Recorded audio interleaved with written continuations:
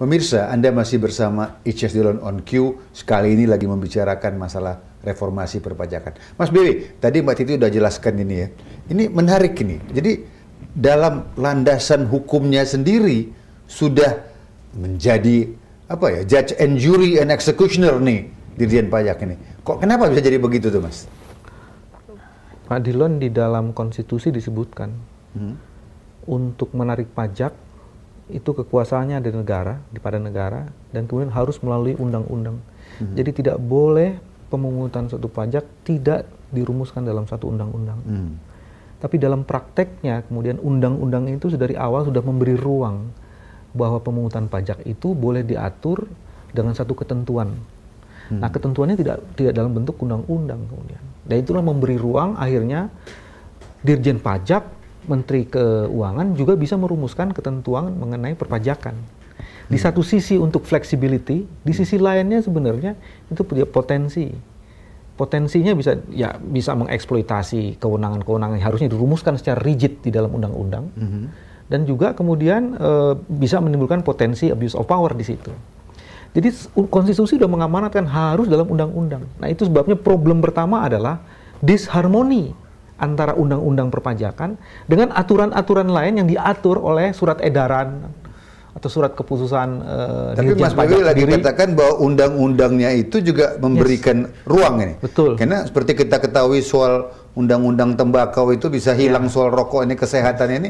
Apa betul nih bahwa undang-undangnya pun diatur nih? Bukan? Di konstitusi diharuskan harus dalam bentuk undang-undang, tapi undang-undang perpajakan itu dalam satu klausulnya membuka ruang.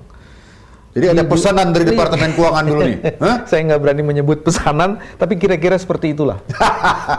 Satu itu, terus kedua sebenarnya ada problem bahwa di pajak itu bertumpu 3 kekuasaan sekaligus. Akibat dari turunan dari undang-undang. Satu, dia punya kewenangan regulator. Dan di sini masih belum jelas sebenarnya antara Menteri Keuangan dan Dirjen Pajak. Mestinya kan policy tax-nya itu ada di Menteri Keuangan ya Mbak ya. Terus taxation-nya baru di Dirjen Pajak. Jadi harus ada perbedaan seperti itu. Tapi kemudian dia juga ada kewenangan yang lain adalah eksekutor. Dirjen Pajak juga eksekutor kan dengan wajib pajak menerima itu. Jadi kewenangan eksekusinya pajak dan kewenangan regulasinya. Dan yang ketiga, sampai di titik keberatan itu juga kewenangannya ada di Dirjen Pajak. Nah, 3 kewenangan bertumpu sekaligus di sini. Nah, itu sebabnya ada gagasan mestinya yang keberatan pajak itu tidak lagi di Dirjen Pajak. Harus ada tim independen sehingga dia bisa lebih objektif ya untuk memutus apakah keberatan itu layak atau tidak. Jadi karena lupakan ini maksimnya dari Lord Acton ini ya? Yes, betul. Itu sama sekali dilanggar maksimnya dari Lord Acton itu. Itu yang kedua sebenarnya problemnya di situ.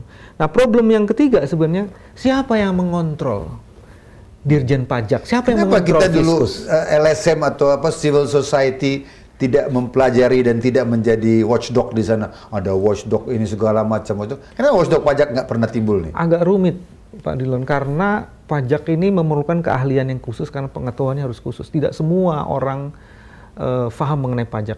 Makanya kemudian ada asumsinya kan hanya orang pajak yang mengetahui soal pajak. Nah, sekarang baru ada salah satu jurusan di ini. Tapi yang juga menarik sebenarnya adalah BPK sebagai external auditor seharusnya mempunyai akses untuk melakukan kontrol. Paling tidak di dalam undang-undang perpajakan dikatakan dia boleh masuk setelah mendapat izin dari Menteri Keuangan. Nah, di titik itulah kemudian ada masalah. Nah, yang mesti diperiksa sebenarnya apa oleh BPK? Seharusnya adalah kinerja dari Fiskus. Kecuali kalau kemudian dalam kinerja Fiskus itu dia yang tadi itu didiskusikan ada pelanggaran-pelanggaran. Ini pun tidak boleh langsung ke wajib pajak. Karena wajib pajak itu dilindungi. Itu semacam apa namanya? Dia tidak boleh dibuka. Ada semacam ada kerja BPKP nggak di sana sama sekali? Nggak ada, Bang. Karena BPKP itu kan sebenarnya internal auditor. Dia dari pemerintah sendiri gitu. Nggak bisa masuk ke sini. Yang bisa masuk seharusnya menurut konstitusi eksternal auditor. Yang pernah ngotot cuma Mas Billy dulu, tapi dia pun nggak dikasih. Ya. Sebenarnya ada upaya waktu zamannya Profesor Anwar Nasution untuk membawa kasus ini ke Mahkamah Konstitusi. Jadi menguji. BPK kan punya kewenangan berdasarkan konstitusi. kok dibatasi kewenangan itu. Tapi kemudian argumen dari Menteri Keuangan dan Dirjen Pajak yang harus dilindungi adalah hak asasi wajib pajak. Nah, sebenarnya titik tengahnya bisa ditemukan itu. Kalau yang diperiksa adalah kinerja dari Fiskus, mestinya boleh dong. Karena kan yang diperiksa kan, BPK kan punya kewenangan 3, Bang. Pemeriksaan terhadap kinerja, pemeriksaan terhadap financial audit, dan investigasi audit. Jadi kalau ditemukan ada kesalahan, ada kecurangan macam-macam, bisa pakai investigasi audit.